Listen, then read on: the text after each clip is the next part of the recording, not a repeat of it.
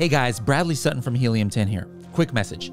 If you're an FBA business owner, you've maybe put thousands of hours of hard work into growing your business. But what happens when you've grown it as much as you can and you don't have the time or resources to take it to that next level? Well, that's where Thrasio comes in. They acquire category-leading FBA brands from small business owners just like you. They've got the experience of acquiring over 125 Amazon businesses, and they've seen it all when it comes to managing and growing an Amazon brand. So if you're thinking about selling your FBA business, visit thrasio.com/helium10 to connect with Thrasio's deals team. That's thrasio.com, thrasio.com/helium10 for more information on if your brand is a good fit for Thrasio. From filming home videos in North Alabama in the 80s to having the likes of Twisted Sister reach out to you because of one of your 80 YouTube channels that you're now monetizing on. Today's guest is going to talk about user-generated and low-budget content and how effective it can be to drive traffic to a monetizable source or to an e-commerce product. It's going to be a great episode. Make sure to listen to the end. Here we go.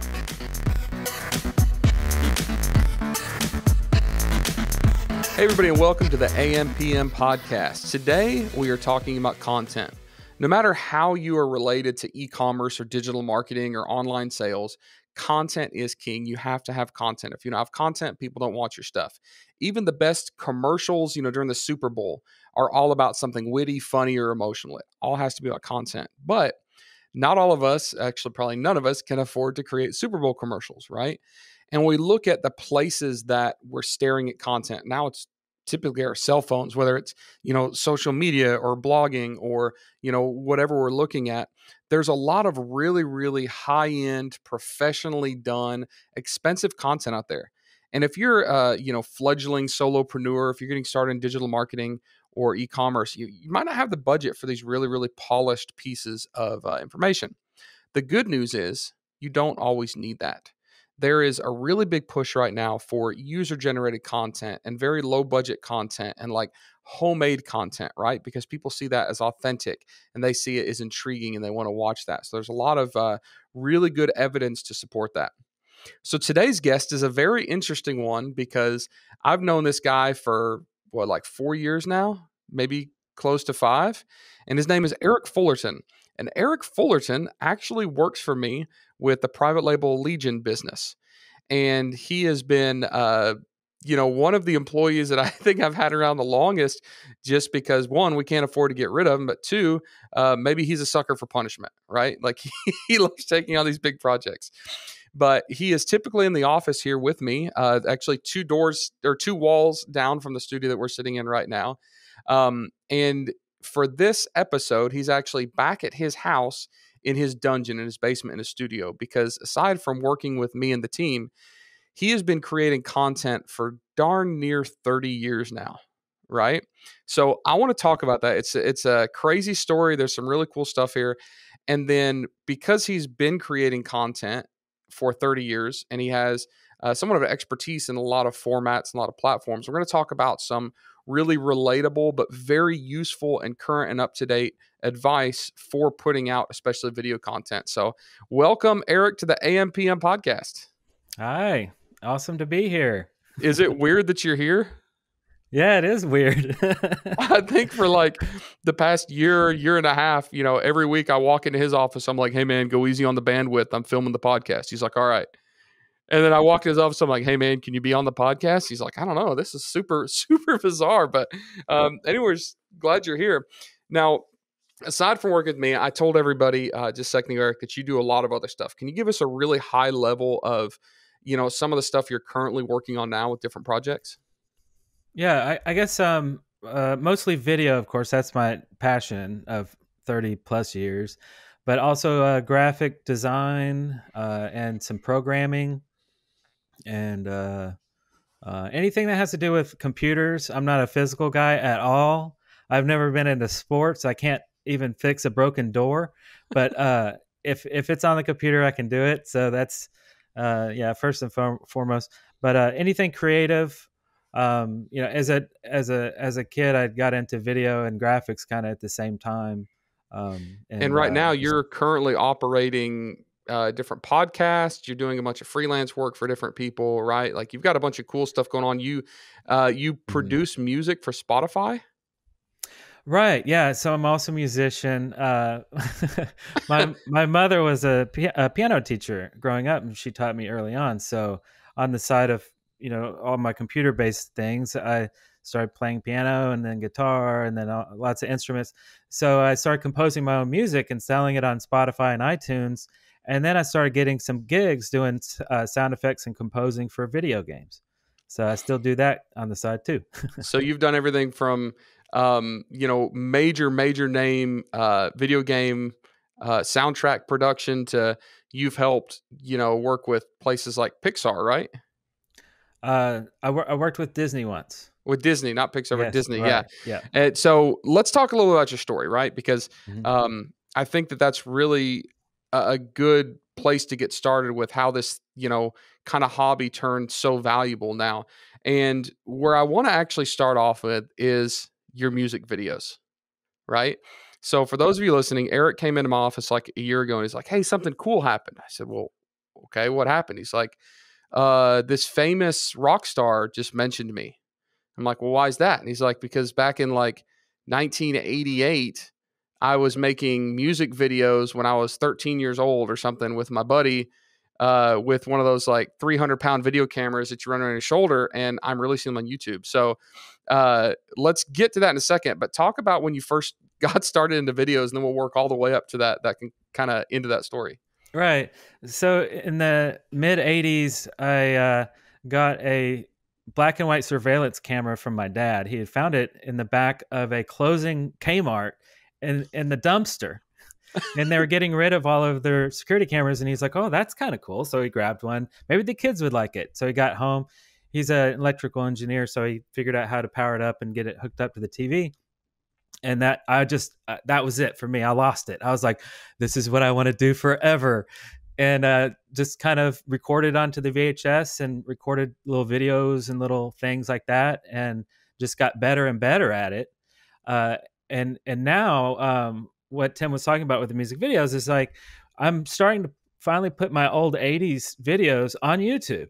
And then people will notice them, like Metallica, Twisted Sister, lots of different bands. Because when I was a kid, me and my best friend Daryl, we used to like headbang and do like metal videos and stuff.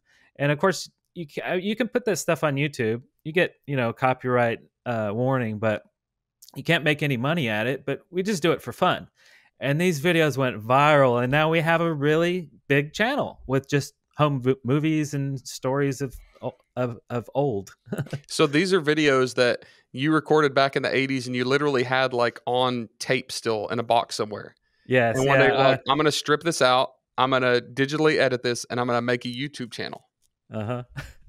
Yep. Yeah, and a lot of the videos can be monetized, so we're actually making pretty decent money with our childhood videos. And this is just one of your YouTube channels, right? Yes. Yep. So how many YouTube channels in the past have you owned or currently own?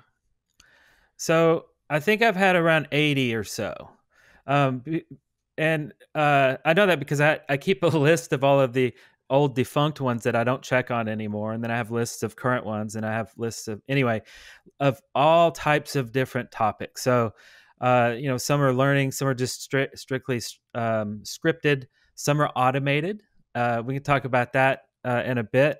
And some are music based, and just all types of different things. And some, most of them I would say are experiments, of course. And then I'll have one that I'm really focused on, which is my 80s channel right now. But one thing that's kind of fun to experiment with is batching, where you record a bunch of content, edit it all up, and then just schedule it to be released. So you can get a whole year's content over, I don't know, just work on getting, say, 50 videos. Let's say, how many weeks are in a year? 50, 52. So make 52 videos. And then when you're done with that, schedule them to release once a week, and then just walk away. And you have you have a YouTube channel that appears to be pretty active, but it's not. All right. So let's talk about this for a second. You started off with a black and white surveillance camera, right? And now you've migrated up to having 80 YouTube channels, which are obviously all video, and video is what you're doing. You now understand what's going on in the e-com world, right? Like I know that you had a little bit of experience before we got started together, but now you have a lot better idea of like what's actually happening here. So what I would like to do in the rest of this episode is let's talk to the e-commerce sellers. Like, you know who the members of our groups are, you know who the followers are, you know who the audience is, right?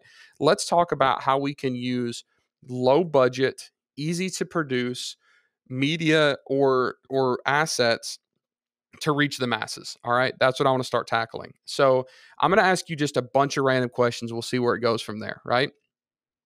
YouTube, 80 channels. Why YouTube? Because there's TikTok, there's Instagram Reels, there's all these other formats. YouTube is one of the older, media platforms with the internet. Why is YouTube still relevant today? YouTube is the second largest search engine.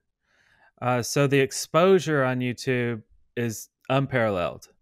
So if you want to be exposed to the most of the people, you go to YouTube.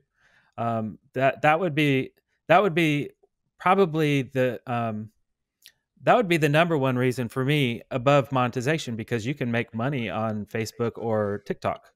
So when you say it's a search engine, essentially it's a place you can enter something and it produces a result. So this is why if I go to Google and type best trolling motor for my boat, my top 6 results are probably YouTube reviews of trolling motors, right? Right. Because YouTube is now owned by Google. So search engine, keyword relevancy, all that stuff's popping up. So because people are going there, you said we can monetize. And the reason you like to monetize on YouTube, correct me if I'm wrong, is because it has much more traffic than anywhere else, right? And it's kind of organic traffic. Yeah. Yeah. So a lot of people talk about YouTube being evergreen. Like, explain what an evergreen channel or evergreen platform is. I guess something that holds relevance forever, or doesn't have such the ability to go out of style so quickly. So something that is like a learning how to repair your house. Excellent. I mean, you'll always have a house. You'll always have broken stuff. As opposed to something else like, say, okay, I had one of these, a Minecraft channel, right? Minecraft is a hugely popular game. And of course, it'll die out because it's one topic. It's one consumable thing. Right, just like doing a TV or a movie show channel. So an evergreen is good unless you can transition from something that's not evergreen onto something else that's not evergreen. But then you're always chasing the trends, and there's a lot of channels like that just chase the trends and hope that you're always relevant, and that's not a good thing. So in e-commerce, we see a lot of YouTube relevant to affiliate marketing, right? And influencer marketing. If I have a product that I want to sell and I want to use a YouTube marketer or YouTube influencer to push that, what you're telling me is, instead of targeting a trend, like if I'm selling cabinet hardware, I don't want to target videos related to the best, whatever the color is, stainless steel cabinet pulls. I want to target channels that focus on how to upgrade your kitchen. Is that what you're saying? Right. Yeah. More of a broad topic that and that gets into more of a subscribable channel too, because a channel that has a broad evergreen subject will more likely have content that will relate to you because of that big thing. So if it's only about repairing cabinets, once you're done with the project, you're done with the project. You move on. You don't need to subscribe. But if it's about repairing everything, and of course it has a good personality, the guy seems passionate about what he's doing, that's all pluses too. So yeah, you would always want to be more broad with your evergreen type things. So I just mentioned, of course, we can monetize, by pushing product sales through influencer marketing and through affiliates. But what are the primary ways of monetizing on YouTube? And I ask you this because so many of our listeners are not dead set on only doing e-commerce products. Like, we're just trying to make money, right? We're trying to run businesses, we're trying to have some fun, we're trying to create some income. And a lot of times as we're creating content for a Facebook ad or for Instagram Reels ad for a product, we already have the capabilities to create content that maybe might generate revenue in another way, like YouTube. So can you explain like how a typical content creator like yourself with 80 channels actually gets paid from YouTube? Yeah. So YouTube didn't always let you monetize. They launched in 2005, and in 2009, they had their first monetization that popped up called the YouTube Partner Program. You had to sign up for it, and you had to do a lot of paperwork. It was pretty complicated, but they allowed you to put approved ads on your channel, on your videos, and then you get paid per click or pay per view, of the commercials that are placed on your videos. It's still done like that, although now it's a lot smarter because you can what the CPM is, the cost per milli for each topic. So if you want more money, then you're going to do um, channels about finances and how to make money channels, because the CPM is literally higher for that. And they tell you that. YouTube lets you know that. So if you would like to have more money, then, and you know what you're talking about, then do a channel like that. Also, real estate is good too. So kind of know the industry before you step in. But really, that's the one way that you make money is you allow them to place ads on your content, but you don't have control over that. You just say, put ads on there. I trust you, YouTube. Hopefully, it's not going to be too bad, but just put them on my videos. Yeah, I've seen people that have like a coaching program, and their competitors' commercials pop up on their videos, right? Oh no. So what we're talking about, folks, is if you create a video and you meet some certain metrics and you can turn on monetization on YouTube, then your video gets interrupted in the middle, or it has an ad at the front. And what's interesting about this is if I'm running an ad, I don't always have to pay for that ad, right, Eric? Because don't you have to like watch a certain percentage of that ad? Explain what that is. Right. Yeah. There's a certain time limit that it's free, for the advertiser.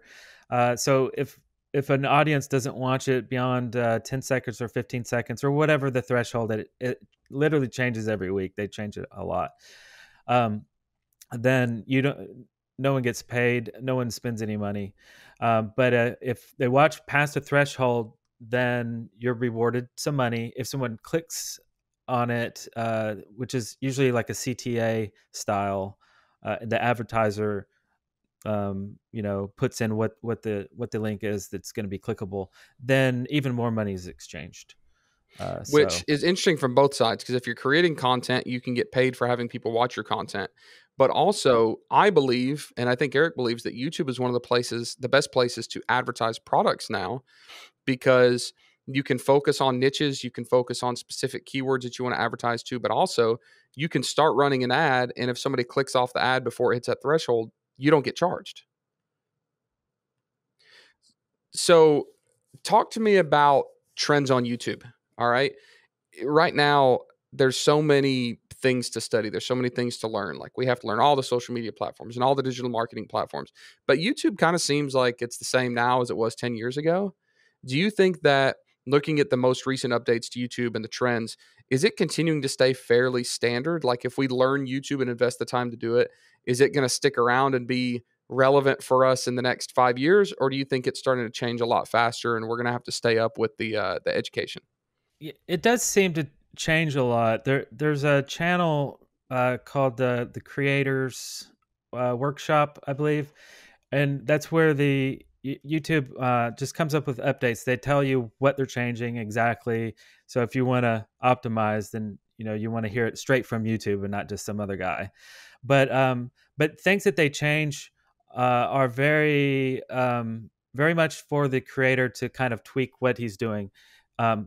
So one example would be, I started automating my a few YouTube channels back in 2015, And by that, I mean, there's different levels of automation, but this one was, what I was doing was I would download other people's videos and upload them to mine. But these were news station type things. These were news, like, I would choose a city and then get all of the local news station videos. And I wrote some software to do this, by the way, so I wouldn't have to manually do this. So I would pick a topic in a city, and then I would put that in there. It would scrape all of the relevant videos, and it would re-upload them into my channel separately. Boom, boom, boom, boom, boom. Ads on them all, and everybody was okay with that until a certain time, right? So YouTube changed their algorithm at one point, not the search algorithm, but the algorithm that approves your content for monetization. So they started looking at the actual content of all the videos and deciding whether this exists on the platform still or not. Basically, just looking for duplications, and then letting the owners know, hey, your stuff has just been re-uploaded. Do you want this to happen? Yes or no? And they, of course, they'd say no. But for my channel, they didn't say no. They just said, no, that's cool. I don't care. It's just news. Literally all the news stations didn't mind my channel. So it kept growing and growing and growing. And then finally, my news channel had more views than all of the actual legitimate stations did. Like, they were looking at my content instead of the originator's content. And that's when I got an email from YouTube saying, well, we reviewed your content, and it looks like, we don't want to pay for ads. Basically, you can keep your stuff up, but you're not going to be allowed to monetize anymore. So, okay, well, that was an experiment that lasted a long time, and it paid out a lot. And it didn't seem to hurt anyone. I mean, I think. Anyway. So that's amazing. And that was 2015, you said? Yeah. So that was 2015. And I automated about 4 or 5 channels, 2 in which were political channels. One for the right side, one for the left side. It's like funding both sides of the war. So, I ran those for a good long time.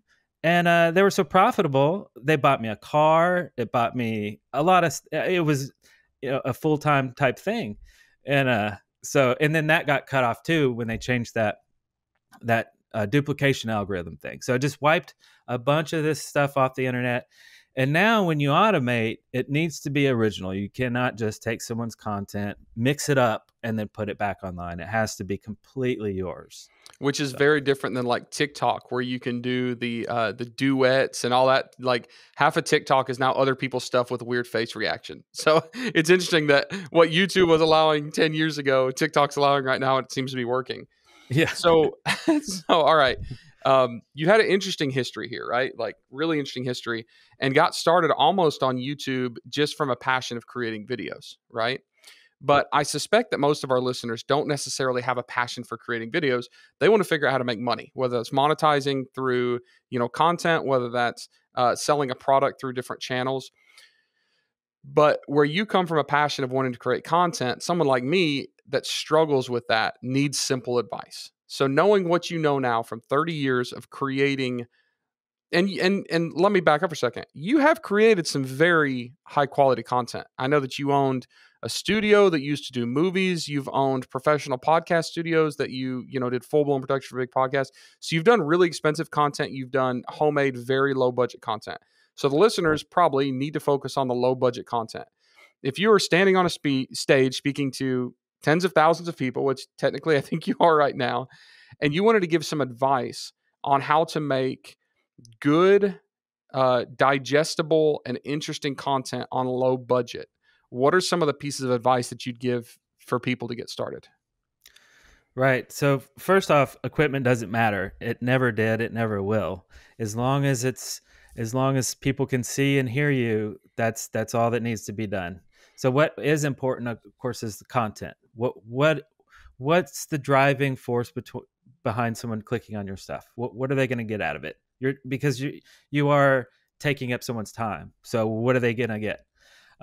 So the first thing I think is if you're knowledgeable and excited about a subject, that's you got a good end. That's has to happen first. And then the second one is, audiences want to see passion and authenticity. So, nobody got time for like reading lists and texts on the screen or not seeing someone's face. I mean, just seeing another person's face talk to you, it is important psychologically. And then, but say you're not knowledgeable on a subject. You're not an expert on anything. You're just a cool dude, right? So there's something for you too. Let research be your topic. And there's plenty of sites like that. If you don't know something, look into it, make videos as you get smarter, and tell the audience what it is that you're finding through your research. Literally learn the craft right in front of people watching you learn that craft. It happens all the time. It's a really awesome group learning kind of experience because you know that you're learning along with them, and everybody wins. So really, it comes down to those things: know something or learn something. Well, that's pretty easy because that pretty much covers 100% of all of us. We know it or we're willing to learn it. Yeah. And I like what you said about it's not the equipment that matters, it's the content. One of my favorite YouTube channels out there, and I wish I could I've tried to get this guy on this podcast, and the Joker will not respond to emails or messages because I guess he's just missing the boat, which is a pun when I tell you it is.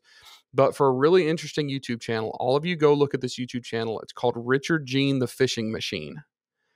It is this old redneck from North Alabama. He probably lives 15 miles from me. And he was a construction worker and he loved to go fishing. So he would go stand on the riverbank and fish. And he started making these just cheesy YouTube videos telling people what kind of fishing pole he had, how he tied his knot, what he's using for bait. And sucker went viral. Right now, the guy is a full-time YouTuber. And all he does is he gets in his little aluminum green dinghy John boat and goes down to local rivers around here and fishes and records 15-minute videos. And this guy will release a video and have 100,000 views in 2 days. Right? It's insane, but low quality. There ain't nothing fancy. There's no good lighting. You can barely, hear the guy over the sound of his boat motor engine. It's just really good content, which I think is empowering because sometimes I think that we overthink things, at least I do, and think we have to have all the camera and all the gear and all the, editing ability. No, we can be creating basic content that gets views as long as it's just good content. So, Eric, what are some of the other trends that are happening specifically on YouTube? Like what's happening when you're looking, managing your 80 channels and everything that you're doing that's just interesting? Okay, so I think everybody's fallen into this rabbit hole where you're on YouTube and you're looking up something that you came there to look up. And then you click on something completely different because it's compelling, it's interesting, it's clickbaity, right? It's like it's grabbed your attention. And then you watch it, and it could be like, 5 reasons why Will Smith hasn't made a movie in 5 years. And you're like, oh, I wonder. And you click it, and you're watching. It doesn't matter, but you thought it was interesting. And then at the very end, you see related videos, and then it's like, I don't know, 10 new species of human found in Antarctica. Whoa, really? Click, and it's the same channel. You'll find all these fact channels and these listicle type topic channels. Now wait, listicle, you just did the quote sign. If you guys aren't seeing this video, listicle, is that like a YouTube specific word? So it'd be an article containing a list of facts. Okay. So it's basically a video form of a list article, or a blog or something. And so anyway, so this has been an old trend for a long time, but now people have figured out really fascinating ways to automate these type of clickbait type of fact-based short nugget type things on YouTube, and they have a name now. They're called YouTube cash cows. So it's literally a cash cow, right? So you set this up.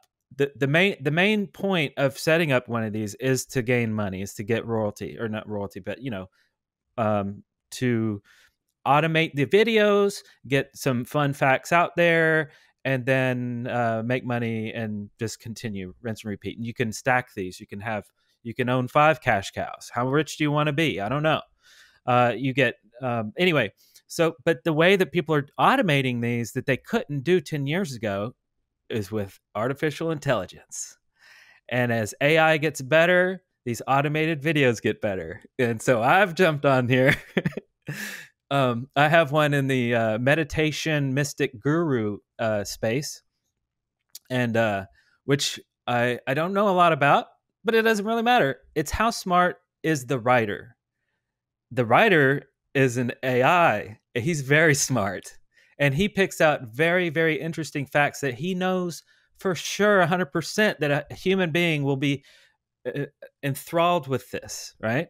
So you can do things like you can sign up for do a search for Jarvis. Jarvis is a really easy to use AI. It's like $30 a month, so it's not super cheap. But if it's writing your YouTube videos, that it is very cheap. Anyway, so the way that automation works now is everything has to be original. So the video has to be original. You have to have an editor putting in B-roll. You need a voiceover to read the script. The AI writes the script. That's really all that is. So you need to get some VAs or something to kind of put together these videos. But essentially, that is a business model that is automated, and absolutely people do this. If you go to Fiverr and type in YouTube cash cow, you will find people that will completely manage your entire channel from writing to content creation. So to why posting. are they doing your channel when they could do their own? That's a good question. I keep wondering that too. That's the mysteries of the world. I have no idea. But anyway, but you can look at a lot more about this if you're curious. Just get on YouTube and do a search for cash cow, or it has to be YouTube cash cow because there's other types of cash cows in the world. But it's fascinating. Do you think that this same AI is valuable for e-com sellers in other content, right? Because if I'm selling yoga mats or yoga accessories, is there you think a way to use this AI intelligence to create content, from anything from blogs to social media posts to YouTube videos related to the topic, and then using that traffic to affiliate back or to push traffic back to my products? Yeah. With these AI type things, they're broken down into categories. You can have it write a product listing. You can have it come up with bullet points. You describe your product to the AI, and it will spit out all kinds of things. It'll give you a blog. It'll give you a YouTube video complete with the introduction where you say, "Hey, my name's Eric," and blah, blah, blah. It comes up with all that stuff. It also does rewrites too. Imagine taking a really popular viral video, taking the script, giving it to the AI and just saying, "Rewrite this, but in a funny way." Or you could tell it, be serious or be witty. You can describe how to rewrite it. It rewrites it. You make a video. No plagiarism there. It's totally legal. And you just upload your video. I'm blown away. Yeah. I'm making notes here. I have ideas. Tomorrow when you're back in the office, we're going to powwow on this because Nice. I got some ideas now. All right. So going back to the basics, you've been doing this for a long time.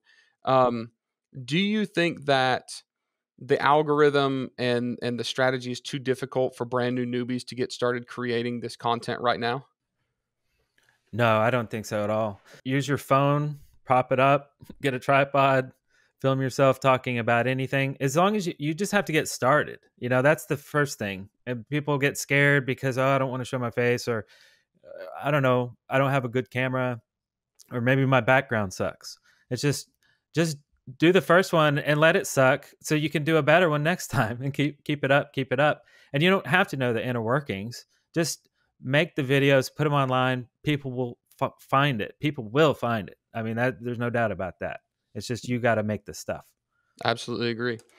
Awesome. Well, Eric, thank you so much. The moral of the story here, folks, is there are so many ways to make money online. And whether you're just looking for something completely random, there's a ton of ways to create content that you can monetize on. YouTube is definitely a good channel to do that.